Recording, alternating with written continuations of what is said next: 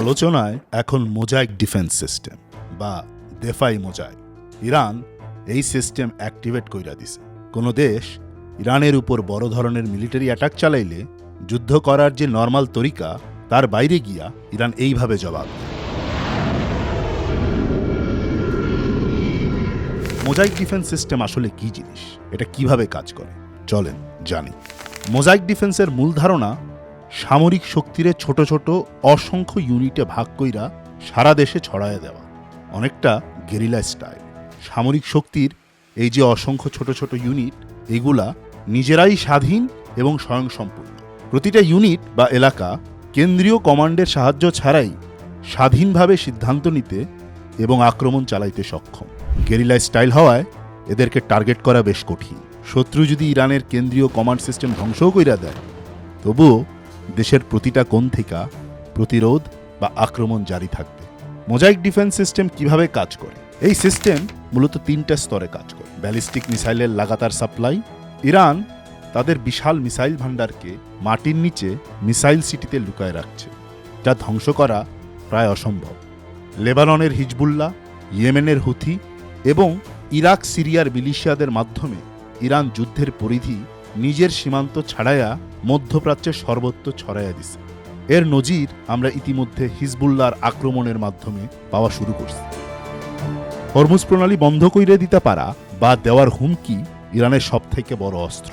বৈশ্বিক জ্বালানি তেলের বড় অংশ এখান দিয়ে যায়।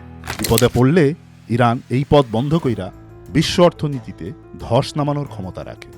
ইতিহাসের দিকে তাকাইলে দেখা যায়, যখনই কোনো ছোট বা সামরিকভাবে দুর্বল শক্তি কোনো বড় শক্তির মুখোমুখি হয়েছে, তারা এই মোজাইক বা বিকেন্দ্রীভূত পদ্ধতি ব্যবহার করেছে। মোজাইক ডিফেন্সের সবচাইতে ক্লাসিক উদাহরণ হইল ভিয়েতনাম যুদ্ধ। আমেরিকা ছিল প্রযুক্তি ও শক্তিতে বহুগুণ শক্তিশালী। ভিয়েতনামিরা তখন তাদের পুরা বাহিনীরে ছোট ছোট ইউনিটে ভাগ করে গ্রাম ও জঙ্গলে ছড়াই দিছিল। প্রশ্ন হইতেছে, কেন এটারে মোজাইক বলতেছি আমরা? কারণ তারা কোনো কেন্দ্রীয় কমান্ডের উপর নির্ভর না কইরা স্থানীয়ভাবে যুদ্ধ চালায় গেছে। আমেরিকা একটা এলাকা দখল করলেও অন্য এলাকা থেকে আক্রমণ আসত, ঠিক মোজাইকের ছোট ছোট টুকরার মতো। তারা পুরা ভিয়েতনাম জুড়ে ছড়ায় পড়ছিল।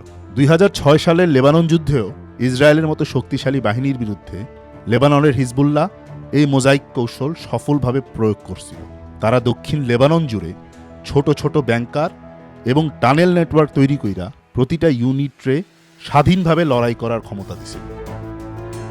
ইসরায়েল বুঝতে পারছিল না ঠিক কোথায় আক্রমণ করলে প্রতিরোধটা ভাঙবে, কারণ কোনো একক সেন্টার অফ গ্র্যাভিটি ছিল না। ইরান যদি মনে করে তাদের অস্তিত্ব হুমকির মুখে, তাইলে তারা মধ্যপ্রাচ্যের স্থিতিশীলতা এবং বৈশ্বিক তেল সরবরাহ ব্যবস্থা এমনভাবে তছনছ করবে যেন কেউই জয়ী হইতে না পারে। No one wins in a war, এইটা তারা প্রমাণ কইরা ছাড়বে। পাশাপাশি তাদেরকে হামলা করা মানে পুরা মিডল ইস্টে আগুন জ্বইলা ওঠা। ইরান 1980 সাল থেকে এখন পর্যন্ত বড় কোনো যুদ্ধ এই সিস্টেমে করে নাই, তবে তাদের সামরিক কাঠামো এই মডেলেই সাজাইছে। ইরান তার এই মোজাইক নেটওয়ার্ক প্রস্তুত কইরাই রাখছিল ইসরায়েল ও আমেরিকার জন্য, যেখানে প্রক্সি গ্রুপ এবং লোকাল মিলিশিয়ারা যুক্ত। ইরানের আছে 31টা স্বায়ত্তশাসিত সামরিক ইউনিট। এই কাঠামো 30টা প্রাদেশিক কমান্ডে বিভক্ত। এর মধ্যে তেহরান একটা। শত্রু বাহিনীরে খণ্ডিত এবং নিঃশেষ করার জন্যই এই ডিজাইন করছে ইরান। সোজা কথায়, মোজাইক ডিফেন্স হইল এমন একটা জাল যার একটা সুতা ছিললেও বাকি অংশগুলো কামড় দিতে থাকে। ইরান যদি এই অসম যুদ্ধে মহাশক্তিশালী আমেরিকা ও ইসরায়েলরে পিছু হটাইতে পারে, তাইলে তা ইরানের সামরিক শক্তির জোরে না, বরং ইরানের যুদ্ধ কৌশলের কারণেই সম্ভব হবে।